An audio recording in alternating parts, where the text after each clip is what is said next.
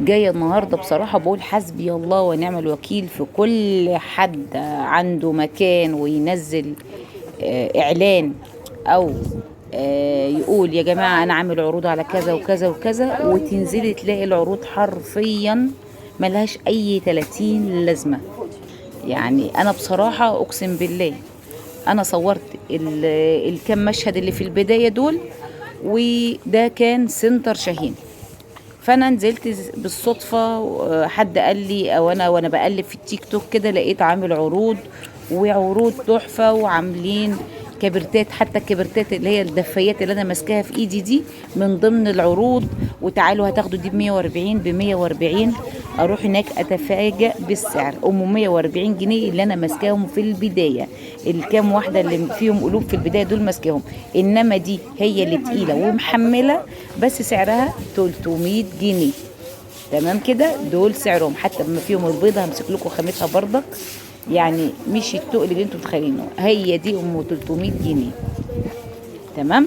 انا اقسم بالله فكرت، قلت بعد ما صورت من كتر ما حرق دمي ان انا نزلت من البيت مخصوص عشان اروح اشوف العروض دي، وما لقيتش اللي انا نازله مخصوص عشانه. انا كنت رايحه مشوار تاني خالص، فلما لقيت العروض دي قلت ما فيش مشكله، ده عرض اليوم هروح. هي دي برضك بصي من ضمن الحاجات اللي ب 300 جنيه، مش تستاهل يعني بصراحه. فيهم حاجات محمله وتقيله وكويسه، بس سعرها برضك غالي كتير.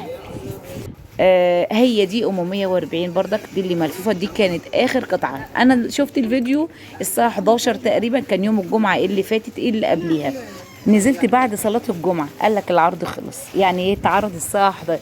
اتعرض ساعتين، قال لك العرض من الساعه 10 لغايه الساعه 12 بالليل.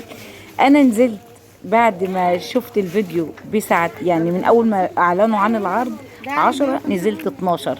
الساعتين دول يقول لك كميات كميات.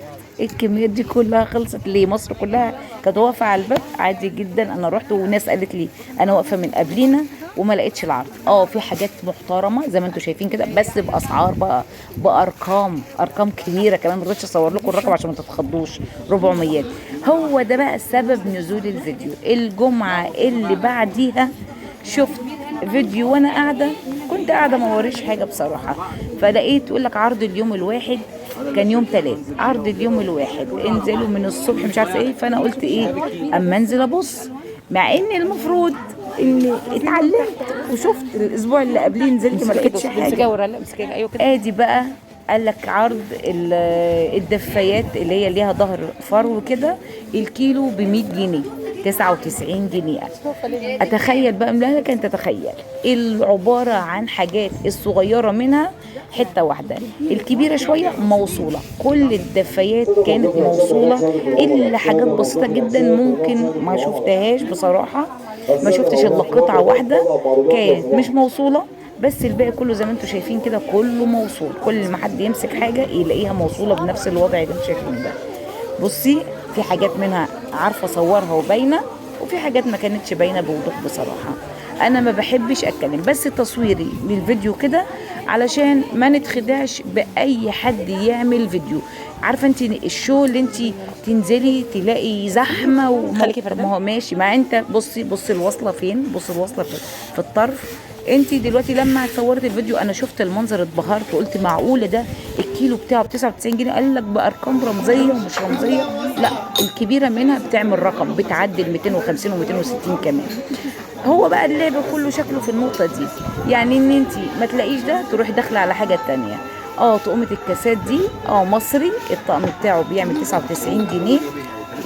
فانا لما ما لقيتش الحاجات مناسبه ليا اضطريت اخش بقى، قلت بقى المشوار مش على الفاضي، اضطريت جبت الحاجات اللي انتم شايفينها دي. الطقم ب 99 جنيه، ومنهم طقم اخير بتاع بولاك ايس كريم ب 200 جنيه. حاجات مصري، يعني استخدام المطبخ كده، مش تحطيها في نيش والكلام ده. لو انت بتجهزي بنتك، انا حتى لما جبتها بنتي قالت لي لا هو ده طقمه ب 200 جنيه، قالت لي لا لا لا دول للمطبخ بس. ما هو فعلا مش هينفع تحط في نيش، بس لطاف يعني حلوين. 199 جنيه يعني 200 جنيه حلو مش وحشين. تمام كده. فدي رساله من مكان المتواضع، يا ريت نراعي ربنا.